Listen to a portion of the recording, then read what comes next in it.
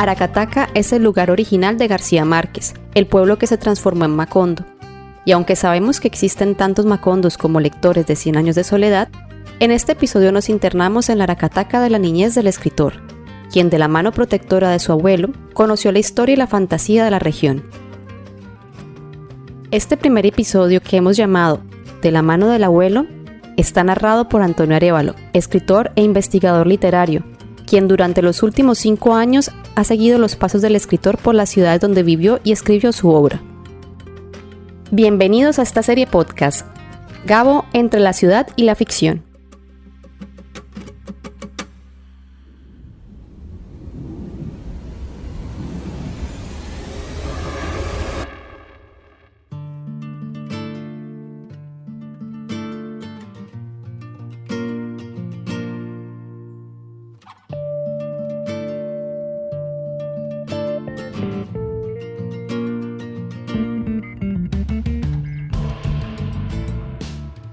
Macondo, la gran creación de Gabriel García Márquez, es el lugar en el que se desarrolla la saga familiar de la familia Buendía y está inspirado principalmente por Aracataca, el lugar donde el escritor nació en 1927 y es en el que vivió sus primeros años de infancia. Aunque Aracataca no es Macondo, como cualquier viajero o visitante del lugar lo puede comprobar, es cierto que comparten una geografía particular, con un calor tremendo y un suelo fértil que permitió la llegada de la compañía bananera. Lugares identificables como la calle de los Turcos, la estación del tren, el cine, la propia casa familiar de García Márquez y también los amigos y familiares que dieron origen a sus personajes, pero sobre todo Aracataca comparte con Macondo hechos históricos, como la firma del Tratado de Neerlandia, que puso fin a la Guerra de los 1000 días, la bonanza bananera y la masacre de los trabajadores de la compañía, ocurrida en la población cercana de Ciénaga, que García Márquez traslada a Macondo. Al respecto, Gerald Martin, el biógrafo oficial del Premio Nobel, nos cuenta. Bueno, obviamente siempre tenemos que decir que los libros no son exactamente como las cosas que los inspiran. Y entonces no podemos decir que Macondo y Aracataca son el mismo lugar, pero la verdad es que son casi el mismo lugar, ¿no? Macondo está basado un 90% en detalles y recuerdos que García Márquez tenía con relación a su experiencia de niño en Aracataca. Obviamente todo eso visto a través del tiempo y entonces de los recuerdos y la nostalgia. Y además, después de decir que Macondo es Aracataca y al revés, también es verdad que Macondo viene a ser un lugar en un sentido mágico, visto desde la perspectiva de un niño, y en otro sentido, Macondo significa en cierto sentido el desarrollo, ¿no? El desarrollo latinoamericano significa los problemas que causa la hegemonía norteamericana, es decir, el colonialismo norteamericano, los problemas que vienen de ese lugar. Y Macondo entonces también es símbolo, a veces es símbolo de la costa colombiana, a veces es un símbolo del Caribe en general, en su totalidad.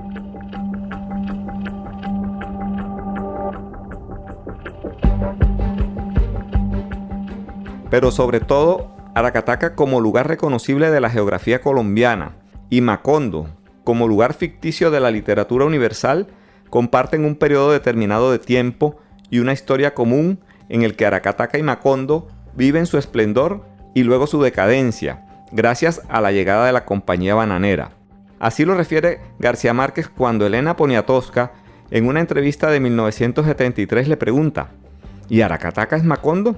Él le responde: por supuesto que no es Macondo, pero esa Aracataca de la infancia que yo recuerdo, esa sí es Macondo. Aracataca se encuentra entre las montañas de la Sierra Nevada de Santa Marta y la Ciénaga Grande, junto a ese gran río de aguas diáfanas, como dice García Márquez en el inicio de 100 años de soledad, donde además precisa detalles de la ubicación de Macondo, los mismos que corresponden a los de Aracataca. Hacia el oriente estaba la Sierra Impenetrable y al otro lado de la sierra la antigua ciudad de Riohacha, donde en épocas pasadas, según le había contado el primer Aureliano Buendía, su abuelo, Sir Francis Drake se daba al deporte de cazar caimanes a cañonazos, que luego hacía remendar y rellenar de paja para llevárselos a la reina Isabel. En su juventud, él y sus hombres, con mujeres y niños y animales y toda clase de enseres domésticos, atravesaron la sierra buscando una salida al mar y al cabo de 26 meses desistieron de la empresa y fundaron a Macondo para no tener que emprender el camino de regreso. Aracataca en sus inicios fue un caserío de los indios chimilas, que poco a poco fue creciendo hasta convertirse en un pueblo, tal como nos lo cuenta el periodista y exdirector de la Casa Museo de Aracataca, Rafael Darío Jiménez. Aracataca es una palabra aborigen, indígena, una voz chimila. Ara quiere decir agua. Cataca es el nombre de los indígenas que habitaban, el nombre del río y el nombre del cacique, el cacique Cataca. De ahí se desprende y el gentilicio tradicional es cataquero. Iniciando el siglo XX, Aracataca era un punto de muy pocos habitantes, colonos. El primero que llegó por acá fue un italiano, Giacomo Costa, y se llenó la población de habitantes de La Guajira, que venían huyendo de una revuelta política que había por esos lados. Esos fueron los primeros habitantes del antiguo Aracataca, que se fue formando a finales del siglo XIX, ya en el siglo XX villa municipal.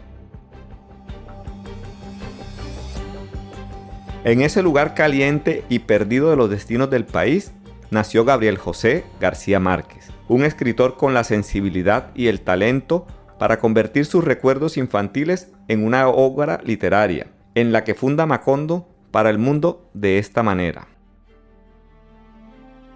José Arcadio Buendía soñó esa noche que en aquel lugar se levantaba una ciudad ruidosa, con casas de paredes de espejo. Preguntó qué ciudad era aquella y le contestaron con un nombre que nunca había oído, que no tenía significado alguno, pero que tuvo en el sueño una resonancia sobrenatural: Macondo. Al día siguiente, convenció a sus hombres de que nunca encontrarían el mar. Les ordenó derribar los árboles para hacer un claro junto al río, en el lugar más fresco de la orilla, y allí fundaron la aldea.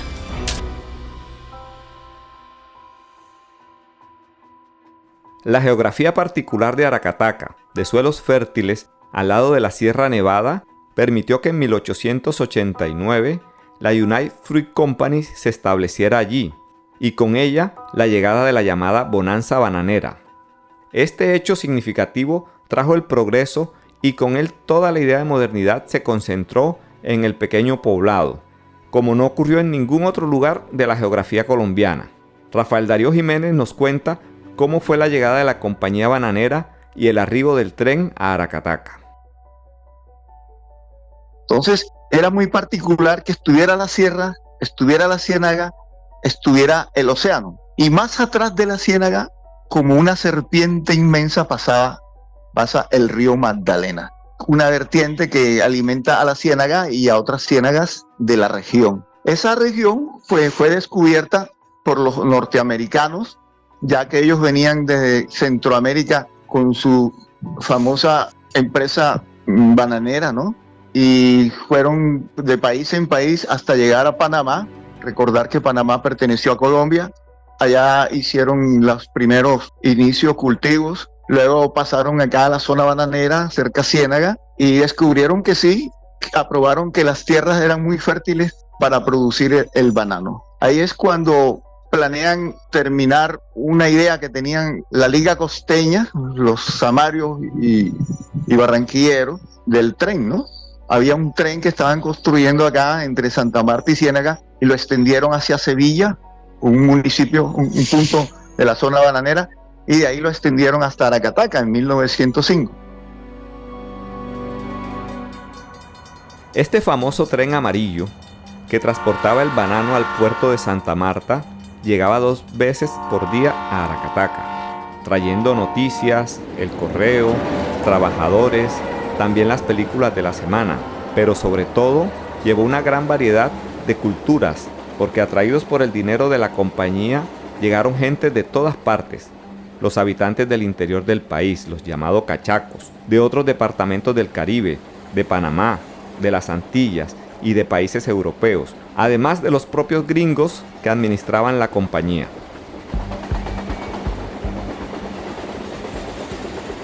Por lo que Aracataca se convirtió en un río de gente sin pertenencia, que buscaban mejorar sus condiciones, apostadores, prostitutas, tenderos, trabajadores, exiliados de la dictadura venezolana, veteranos de la Primera Guerra Mundial y de la Guerra de los 1000 días, músicos y campesinos, que generaban todos ellos un espacio de tensiones, desigualdades, fiestas y exageraciones, dando como resultado una mezcla rocambolesca sin igual en la región, donde cada fin de semana habían peleas constantes, fiestas y de vez en cuando un muerto. Este crecimiento de la población nos lo cuenta también Rafael Darío Jiménez. Pues no todos iban a trabajar directamente con la United Fruit Company, pero sí con el dinero de los trabajadores y empleados, como por ejemplo los árabes vendiendo sus telas y los italianos llegando vendiendo prendas, ¿no? Y zapatos, ropa, relojes, todas esas cosas llegaron como comerciantes. Muchos llegaron solitarios, más hombres que mujeres, muy pocas mujeres. Así se fue consolidando esas 3, 4 manzanitas que habían en un principio, y se dice que una primera encuesta, una primera evaluación que hubo allá de habitantes generó como 300 habitantes apenas. Pero cuando ya llega la United Fruit con todo su derecho, fue instaurada entre 1907 y 1912, cuando el gobierno nacional le da todo el poder a ese espacio geográfico que es la zona bananera del Magdalena. Se dicen que en los fines de semana pasaban a 3.000 personas.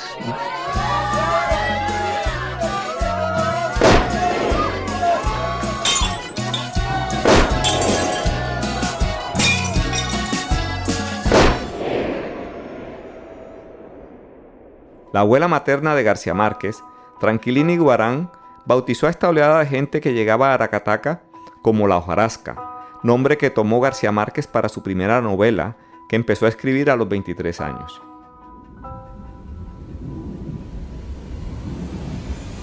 De pronto, como si un remolino hubiera echado raíces en el centro del pueblo, llegó la compañía bananera perseguida por la hojarasca. Era una hojarasca revuelta, alborotada, formada por los desperdicios humanos y materiales de los otros pueblos, rastrojos de una guerra civil que cada vez parecía más remota e inverosímil. La hojarasca era implacable, todo lo contaminaba de su revuelto olor multitudinario, olor de secreción a flor de piel y de recóndita muerte.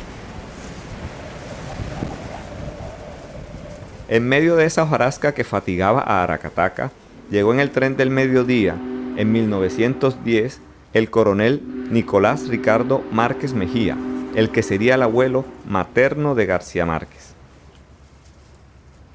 Era un liberal veterano de la Guerra de los 1000 días, quien decidió instalarse allí buscando un mejor destino para su familia, y también para alejarse del fantasma del duelo en el que participó en Barrancas, Guajira. Nicolás Márquez nació en Riohacha, Guajira, al norte de Colombia, un territorio fronterizo con Venezuela, donde realizó estudios primarios y aprendió orfebrería con su padre, un oficio familiar que realizará para la ficción el coronel Aureliano Buendía, con sus famosos pescaditos de oro. Nicolás Márquez se casó a los 21 años con su prima Tranquilina Iguarán, también de Riohacha, descendiente de gallegos, y se trasladó a vivir a Barrancas, una población cercana donde cultivaba la tierra. Ahí lo sorprendió el inicio de la Guerra de los 1000 días, a la que se unió en el bando de los liberales contra los conservadores. El historiador Nicolás Pernet, quien tiene investigaciones sobre la historia en la obra de García Márquez, nos cuenta sobre la guerra civil en la que participó el abuelo de García Márquez. El abuelo de Gabriel García Márquez, Nicolás Márquez Mejía, combatió en la Guerra de los 1000 días, que fue la última guerra del siglo XIX y primera guerra del siglo XX en Colombia, la primera guerra civil del siglo XX que se da durante el cambio de siglo, de 1899 a 1902, 3 años, por eso se llama de 1000 días. Es ahí donde el abuelo de García Márquez hace parte sobre todo de los combates y las guerras que se dan en la zona del Caribe colombiano, el Magdalena, en Bolívar, Panamá, todavía era parte de Colombia, y justamente ahí es donde bueno, como en todas las guerras, hay una serie de historias bastante particulares sobre cómo, por ejemplo, el coronel Nicolás Márquez era parte del ejército liberal, sin embargo, su hijo, Juan de Dios, era parte del ejército conservador. Como, bueno, también ahí es donde conoce a quien luego va a ser quien lo convenza de irse a Aracataca, Magdalena, que también es el general Rosario Durán. Y bueno, ahí un poco es donde se forja buena parte de las historias que luego le contará a su nieto Gavito, donde conoce a muchas de las personas que luego influirán en la formación inclusive de García Márquez niño, porque van a ser los veteranos que van a visitar su casa de Aracataca y a hablar de la guerra y a contar las historias que el niño luego llevará a la literatura. Después de la terminación de la guerra, que se pactó en el Tratado de Neerlandia, una finca cercana a Aracataca, el coronel regresó a Barrancas, en donde empezó a prosperar. Allí, además de cultivar la tierra, fabricaba collares, brazaletes y pescaditos de oro en su taller de orfebrería y destilaba ron de contrabando. Sin embargo, la fatalidad lo perseguiría en un hecho sangriento que retomaría para la literatura su nieto Gabriel, ya que el 19 de octubre de 1908, el coronel Nicolás se enfrentó y dio muerte a Medardo Pacheco, un antiguo subordinado suyo durante la guerra, hijo de Medarda Romero, una de sus conquistas amorosas, quien se sintió desagraviada en su honor y requirió a su hijo para que vengara su afrenta. Así lo cuenta García Márquez en Vivir para contarla.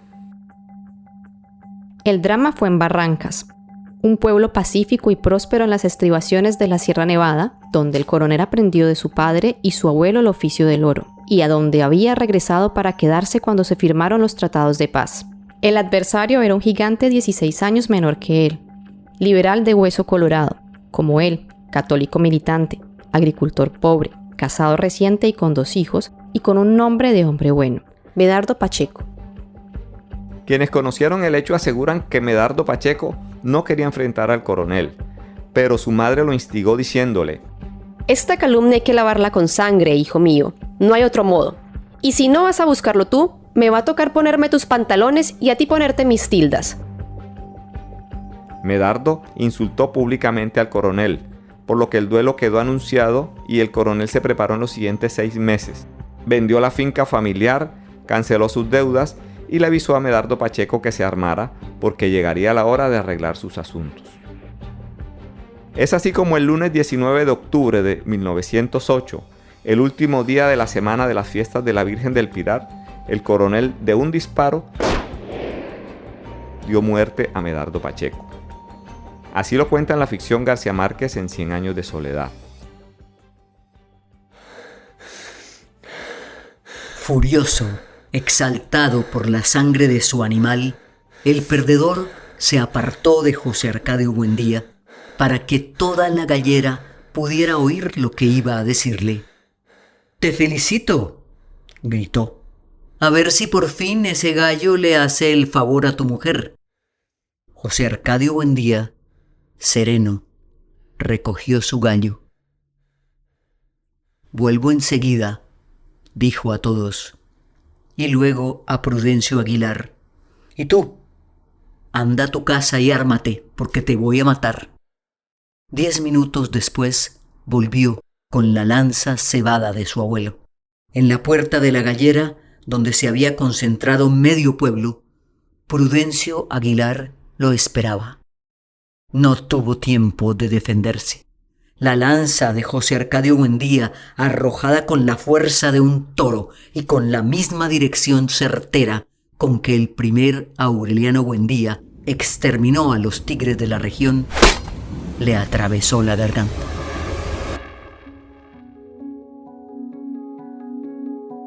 El coronel Nicolás Márquez fue llevado preso a Riohacha y luego enviado a Santa Marta para evitar la venganza de los familiares del muerto. En Santa Marta, en poco tiempo le fue concedida la ciudad por cárcel durante 1 año. Luego fue liberado y el coronel comenzó a explorar la región, atraído por el auge de la bonanza bananera.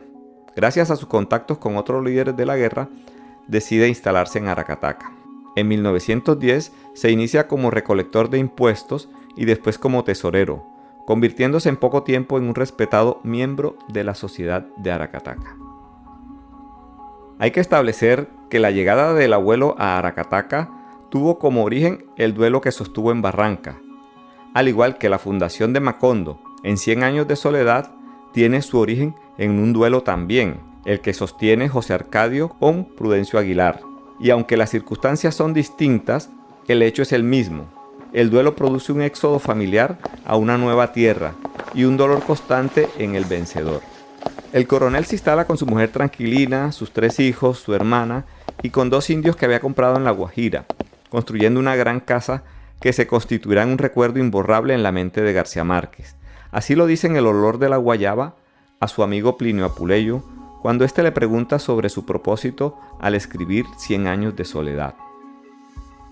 Solo quise dejar una constancia poética del mundo de mi infancia, que como sabes, transcurrió en una casa grande, muy triste, con una hermana que comía tierra y una abuela que adivinaba el porvenir, y numerosos parientes de nombres iguales que nunca hicieron mucha distinción entre la felicidad y la demencia. El 6 de marzo de 1927, en pleno corazón de Aracataca, nació Gabriel José García Márquez, el primogénito de Luisa Santiaga, la hija menor del coronel, con Gabriel Eligio García, el famoso telegrafista, que tuvieron unos amores que atravesaron toda la región y que el escritor narró en la novela El amor en los tiempos del cólera. Al poco tiempo, la joven pareja, ella de 21 años y él de 26, viajaron a Barranquilla para iniciar un negocio farmacéutico. Y a Gavito, al parecer en un acuerdo entre la pareja y el coronel, lo dejaron o lo abandonaron, según se interprete, al cuidado del coronel, su esposa y las mujeres que habitaban la casa. Además del coronel, quien le contaba historias de la guerra, también tuvo mucha importancia para García Márquez la presencia de la abuela, Tranquilina Iguarán, quien según su propio nieto no era nada tranquilina, sino por el contrario, era una mujer de carácter nervioso, imaginativa y supersticiosa, a tal punto que aterrorizaba al pequeño con sus historias de apariciones y antepasados, sin siquiera inmutarse, combinando la realidad con sus imaginaciones, con total convencimiento, con cara de palo, como aprendería a hacerlo el premio Nobel. En esta casa, que de día era el lugar de las reuniones del abuelo, de las visitas de los viajeros, de los juegos y las comidas, de noche se transformaba en el lugar de los miedos, las apariciones y fantasmas. El pequeño Gavito tuvo su pequeño mundo en el que era querido y valorado. Así lo recuerda en la entrevista del olor de la guayaba. Mi recuerdo más vivo y constante no es el de las personas, sino el de la casa misma de Aracataca, donde vivía con mis abuelos. Es un sueño recurrente que todavía persiste. Más aún, todos los días de mi vida despierto con la impresión, falsa o real, de que he soñado que estoy en esa casa. No he vuelto a ella, sino que estoy allí, sin edad y sin ningún motivo especial, como si nunca hubiera salido de esa casa vieja y enorme. En poco tiempo, Gavito, como le decían a Gabriel García Márquez, se convirtió en el centro de la vida familiar, especialmente de su abuelo, el coronel, a quien llamaba Papalelo. El coronel encontró en el niño el compañero ideal para sus conversaciones, sus paseos, sus confidencias y su afecto, el cual fue correspondido enormemente. Así lo recuerda su hermana Margot en el libro 100 años de soledad en compañía de la periodista Silvana Paternostro. Ah, el abuelo era feliz con nosotros. Dicen que se reía mucho con este cuento de Gabito, que a mí me contaron después. Cuando estaba bien pequeñito, se sentaba en la puerta de la casa a ver pasar los soldados que iban para las bananeras. Una vez entró corriendo, agitadísimo, y le dijo al abuelo: papá Lelo, pasaron los boyaos. Quería decir soldados, pero todavía no hablaba bien. Anda, mijito, ¿y qué te dijeron?, le preguntó el abuelo. Adiós, mono Gaby. Embustero desde la cuna. El coronel pudo desahogarse con el pequeño niño de sus historias de la guerra y de las batallas. También le contó el duelo que tuvo en Barrancas, tanto así que García Márquez nunca olvidaría a su abuelo decir como un lamento: tú no sabes lo que pesa un muerto, imagen que sería reflejada en 100 años de soledad, cuando José Arcadio Buendía encuentra al fantasma de Prudencio Aguilar en el patio de la casa, lavándose la herida que lo mató. Desde entonces no pudo dormir bien. Lo atormentaba la inmensa desolación con que el muerto lo había mirado desde la lluvia, la honda nostalgia con que añoraba a los vivos, la ansiedad con que registraba la casa buscando el agua para mojar su tapón de esparto. Debe estar sufriendo mucho, le decía a Úrsula. Se ve que está muy solo. Cada tarde, el pequeño Gabito, de la mano de su abuelo el coronel, salía de la casa a dar el paseo diario por Aracataca, que incluía la visita al comisariato de la compañía bananera, la visita a la estación del ferrocarril, donde el coronel recibía correspondencia, la ida a la oficina del correo para saber si había llegado la pensión de veterano de la guerra ofrecida por el gobierno, pero nunca hubo noticias, hecho que impresionó al niño, que años más tarde escribiría El coronel no tiene quien le escriba, basada en esa imagen de desamparo del coronel al buscar noticias de su pensión. Sobre estos encuentros entre el coronel y el pequeño niño nos comenta Rafael Darío Jiménez. Porque yo le hice recordar al pueblo, ¿no? Yo lo ubiqué, yo le decía: Gabo, párate en la puerta de la casa de tus abuelos. Y digo: ya estoy. Hacia el lado izquierdo, diagonal, ¿qué miras? ¿Qué ves? Allá la casa del venezolano Antonio José Barbosa, con la señora Adriana. ¡Ah, qué bien! Y si al lado derecho, me estás mandando al comisariato de la United Fruit Company.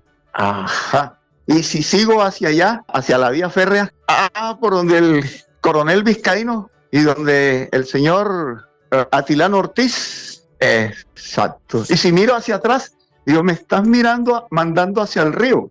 Para allá, eso era agradable. Bueno, esa parte yo la mentalicé con él allá y le recordó muchas cosas, ¿no? He descubierto en el municipio cosas de Macondo. Por ejemplo, hay una casa que registra un cuento que se llama La Siesta del Martes, que es uno de los cuentos favoritos de él. Ahí está en el Camellón 20 de Julio, una casa en madera. Esa es una casa que atestigua cómo fue ese cuento. Es una de las explicaciones breves que yo siempre le hago a los visitantes cuando los llevo en grupo. Bueno, la estación del ferrocarril, que en un principio fue en madera, pero ya en los años 30 fue convertida en concreto. Ya había pasado la huelga y masacre de las bananeras, que fue en 1928.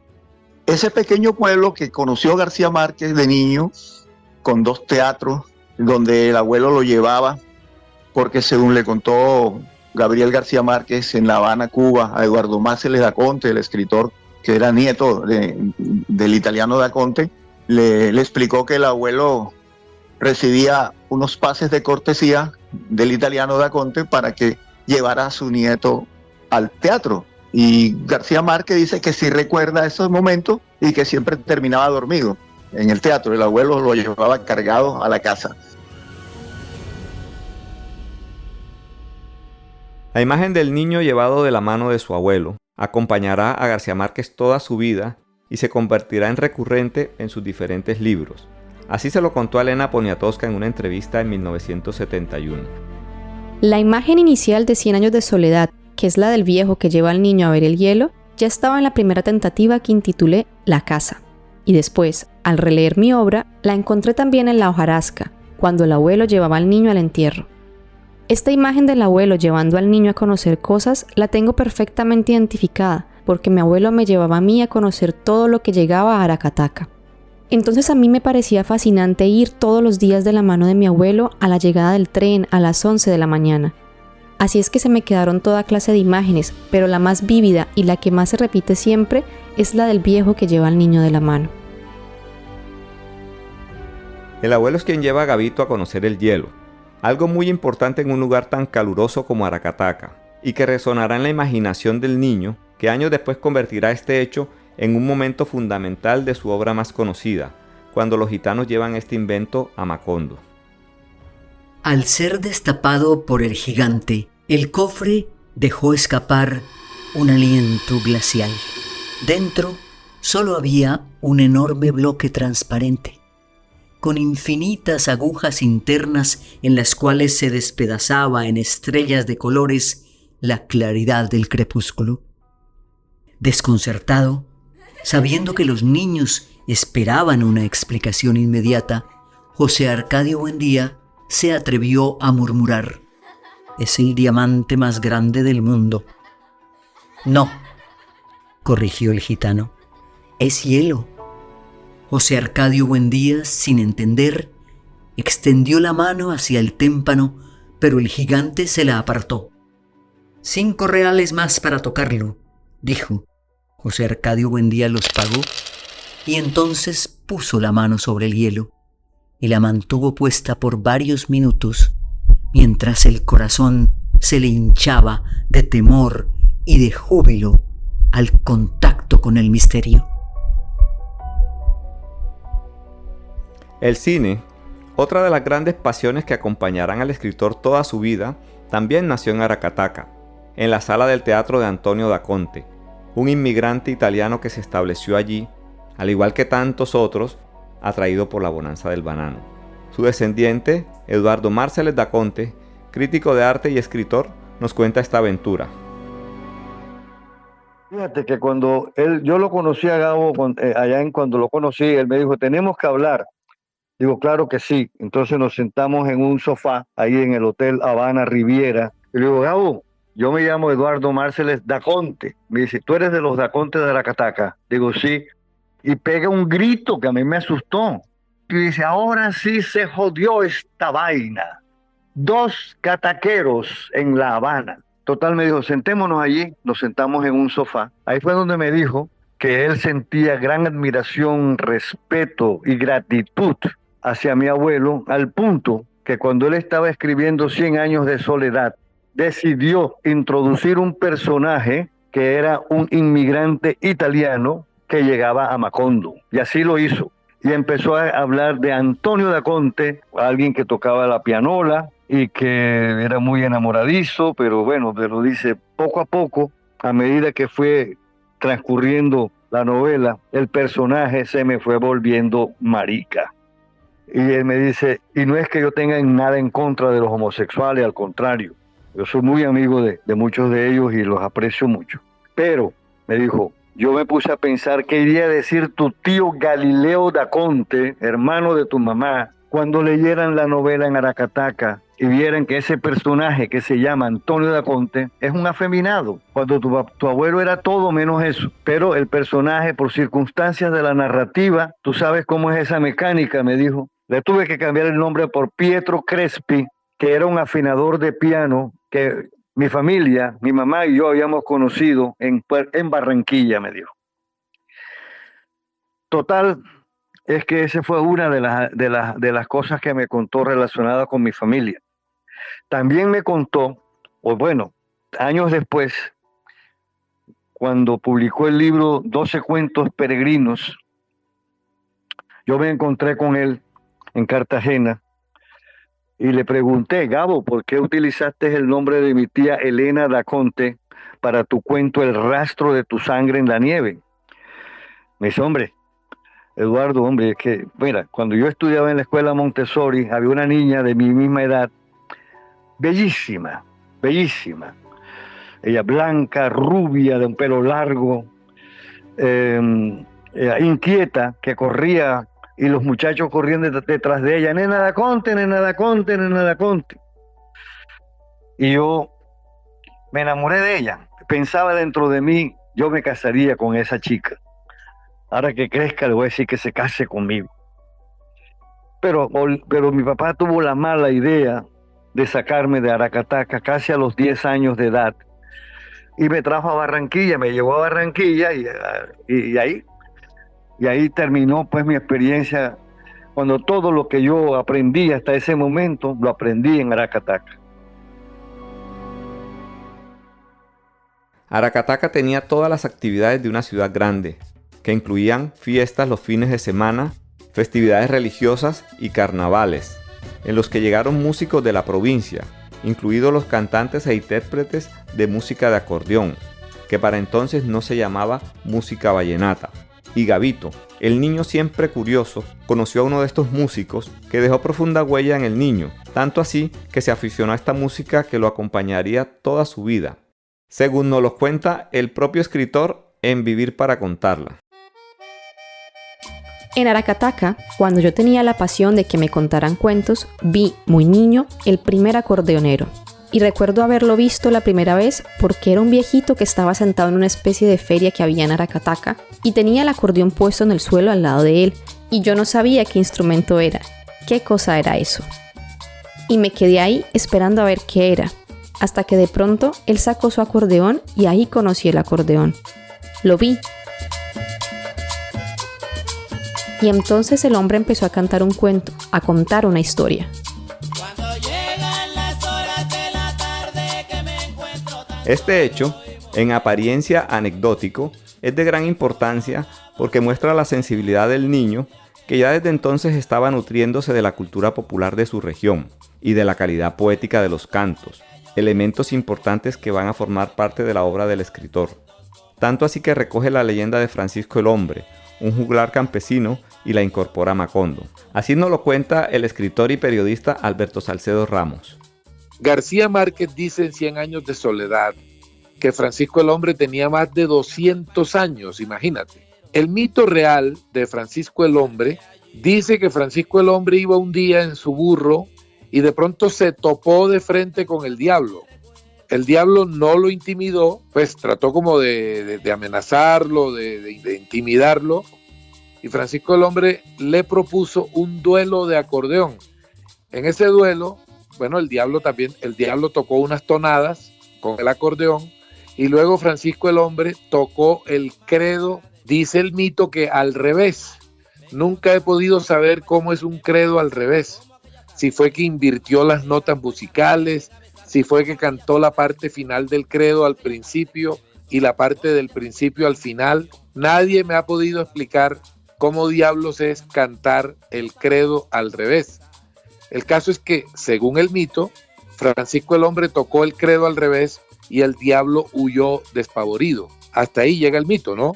Ese mito está incorporado a 100 años de soledad. Ese mito aparece en 100 años de soledad. Es más, algunas personas dicen que ese mito no tenía tanta fuerza antes de la novela, que ese mito lo habrá dicho algún viejo por allá de los mayores a mediados del siglo XIX o a finales del siglo XIX, pero que no era algo que estuviera en boca de todo el mundo en la zona, que García Márquez lo mete en la novela y a partir de ese momento es cuando se vuelve poderoso, cuando empieza a circular, ¿verdad?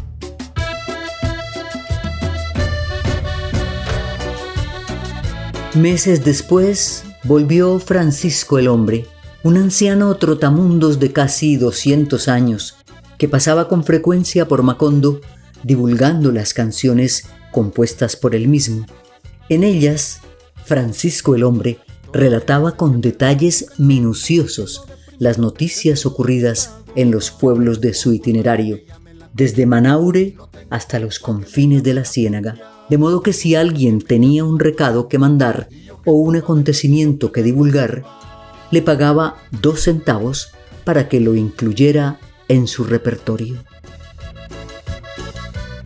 En 1984, en una de las tantas entrevistas que concedió después del Premio Nobel, García Márquez al tratar de definir 100 años de soledad, no pudo evitar relacionarlo con el vallenato.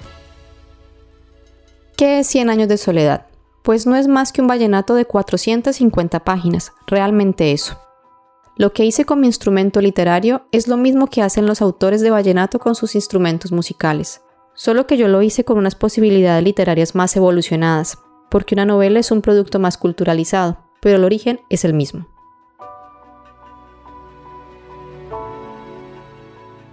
El mundo infantil de García Márquez, con la sombra protectora de su abuelo y los relatos fantásticos de su abuela, habrían de acabar a los casi 10 años de edad, cuando el padre de Gabito, Gabriel Eligio, se lleva al pequeño niño a vivir a Cincé, Sucre, la tierra de sus mayores.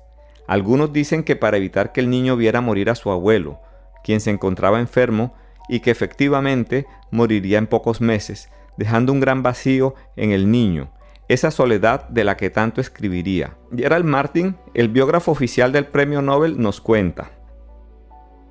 Y entonces, por eso García Márquez finalmente dijo, muchas veces se equivocó en cuanto a la fecha de cuando murió su abuelo, pero de todos modos dice que después de los 8 años, cuando a veces dice que se murió, tenía 11 realmente, que después, digamos, de los 11 años ya no le pasaba nada importante en la vida, que obviamente es una de esas hipérboles un poco típicas de Gabo, pero al mismo tiempo tiene su sentido, porque su abuelo era heroico, su abuelo era mitológico, su abuelo era la seguridad total. Entonces, habiendo tenido esas virtudes y esas seguridades en los primeros años de su vida, ya nada era exactamente igual después.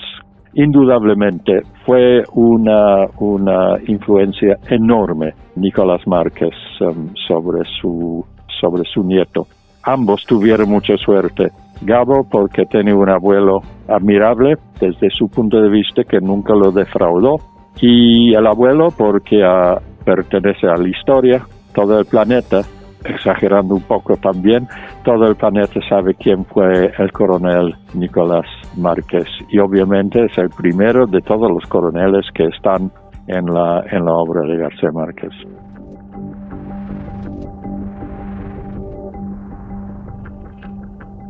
Este hecho es el adiós definitivo de la niñez del futuro escritor, quien en Vivir para contarla lo resume así. Consumado el desastre de Aracataca, muerto el abuelo y extinguido lo que pudo quedar de sus poderes inciertos, quienes vivíamos de ellos estábamos a merced de las añoranzas. La casa se quedó sin alma desde que no volvió nadie en el tren. Lo cierto es que muerto el abuelo, abandonada la casa y por consiguiente su primer y más importante hogar, el mundo cambió para Gabito, quien inició un peregrinaje que lo llevaría por muchos lugares en el mundo. Pero no murieron las historias que el coronel Nicolás Márquez le contó a su pequeño nieto, que supo contar esos años desbordados y locos gracias a su reconocido talento.